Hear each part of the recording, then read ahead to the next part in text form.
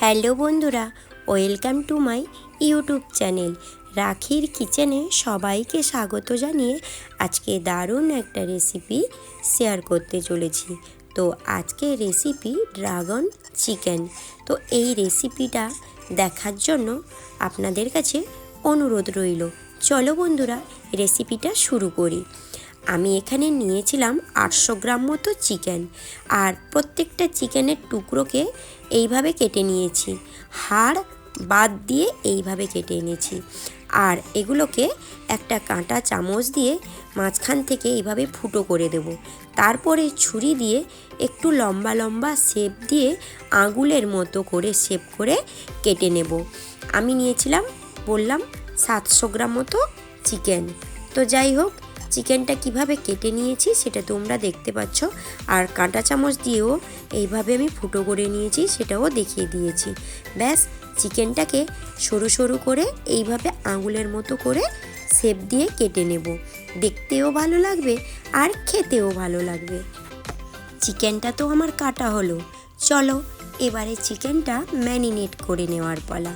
আর চিকেনটা ম্যারিনেট করার জন্য যা যা উপকরণ দেব, সবার বাড়িতে কিন্তু ওই উপকরণগুলো থাকে। সাধারণত এখানে বাড়িতে থাকা কয়েকটা উপকরণ দিয়েই এটা বানাবো। তো প্রথমে আমি চিকেনটা ম্যারিনেট করার জন্য নিয়েছি পরিমাণ মতো লবণ, আর দেব দুটো ডিম। আমি 700 গ্রাম চিকেনে 2টো ডিম নিয়েছিলাম। আর দেব 2 চামচ মতো পাতিলেবুর রস, আর বড় চামচের 1 চামচ গোলমরিচের গুঁড়ো, আর দেব 1 কাপ মতো কর্নফ্লাওয়ার। ব্যাস, এটাকে ভালো করে মাখিয়ে নেব। তো দেখতেই পেলে মোটামুটি বাড়িতে থাকা কয়েকটা উপকরণ দিয়েই এটা বানিয়েছি। তো চলো এরপরে ম্যারিনেট করে রেখে দেব প্রায় 30 মিনিট। আর 30 মিনিট পরে আমি কড়াইতে সাদা তেল দিয়ে একে একে করে ভেজে নেব। পুরো একদম রেস্টুরেন্ট স্টাইলে রেসিপিটা বানাবো, আর খেতে কিন্তু দুর্দান্ত লেগেছিল। তোমরা কিন্তু এমন একটা রেসিপি একদম মিস করো না। ব্যাস, একে একে ফিঙ্গারগুলো ভেজে নেব, মানে চিকেন ফিঙ্গারগুলো। এইভাবে চিকেনটাকে ভেজেও তোমরা পকোড়ার মতো খেতে পারো, খেতেও ভালো লাগবে। এইরকম আমি চিকেনগুলোকে ভালো করে ভেজে নেব, যাতে চিকেনগুলো সুন্দরভাবে সেদ্ধ হয়ে যায়। আর ভেতর থেকে লবণটা তো ঢুকেই যাবে, কারণ কাঁটা চামচ দিয়ে এগুলোকে ফুটো ফুটো করে নিয়েছিলাম। এগুলো একে একে আমি ভাজতে থাকবো। এরপরে এক সাইড থেকে আমি সবজিগুলো কেটে নেব। এখানে আমি নিয়েছি ইয়েলো ক্যাপসিকাম, আর রেড ক্যাপসিকাম, আর গ্রিন ক্যাপসিকাম। সেগুলোকে এইভাবে লম্বা লম্বা শেপ দিয়ে কেটে নেব। কারণ আমি 3 ধরনের ক্যাপসিকামটা নিয়েছিলাম। কালারগুলো দেখতে ভালো লাগে, কারণ রান্না করলে এই 3টে ক্যাপসিকামের কালার যখন একটা রেসিপিতে পড়বে, দেখতে কিন্তু দুর্দান্ত লাগে, তাই না? তো চলো, এমন একটা রেসিপি যখন বানাবে 3 ধরনের ক্যাপসিকাম কিন্তু এনে নেবে, কারণ দেখতে ভালো লাগবে, খেতে তো ভালোই লাগবে। তো এখানে নিয়েছি আমি পেঁয়াজ কলি। তো এখন তো শীতের সময় অনেক ধরনের সবজি পাওয়া যায়, তাই না? পেঁয়াজ কলি তো দুর্দান্তভাবে পাওয়া যাবে। তো তার সঙ্গে নিয়েছি কিছুটা ধনিয়া পাতা, আর আমি নিয়েছি পেঁয়াজগুলোকে এই লম্বা লম্বা শেপ দিয়ে কিন্তু কেটে নিয়েছি। টমেটো সস, সোয়া সস, তার সঙ্গে নিয়েছি চিলি সস, এটা রেড চিলি সস, আর তার সঙ্গে কুচানো রসুন, আর নিয়েছি কুচানো আদা, আর কিছুটা কাজু। ব্যাস, ওই কড়াইতে দিয়ে দেব প্রায় 1 থেকে 2 টেবিল চামচ মতো ঘি।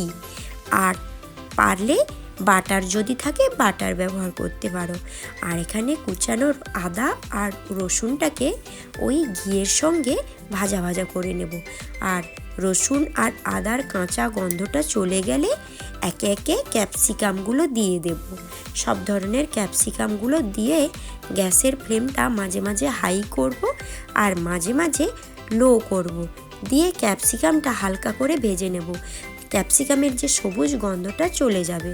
এরপরে দেব কুচানো পেঁয়াজ, আর দেব ধনিয়া পাতা। ব্যাস, আর দেব পেঁয়াজ কলি কিছুটা।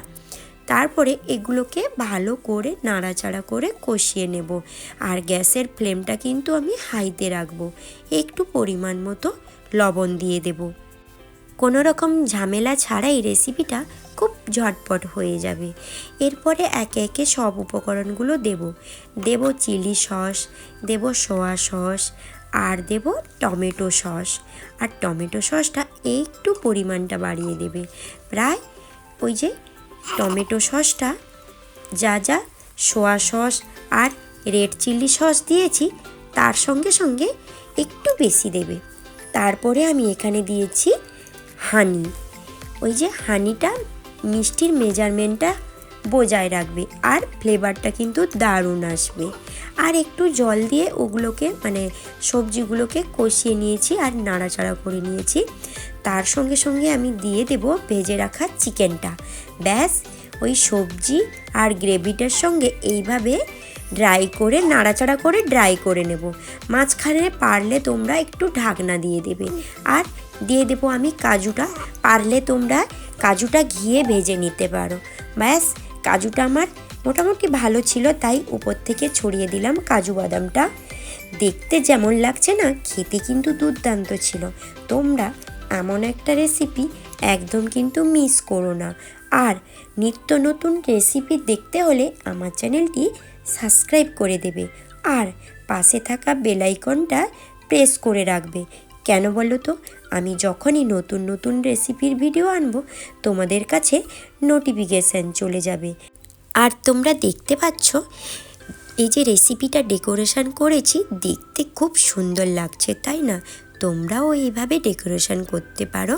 ওপর থেকে একটু পেঁয়াজ কলি ধনিয়া পাতা ছড়িয়ে দিলে দেখতে দারুণ লাগবে, খেতে তো দুর্দান্ত। অবশ্যই রেসিপিটা বানিয়ে আমাকে কমেন্ট করো। আজকের মতো এই পর্যন্ত। কাল আবার কোনো নতুন রেসিপি নিয়ে চলে আসবো। টাটা।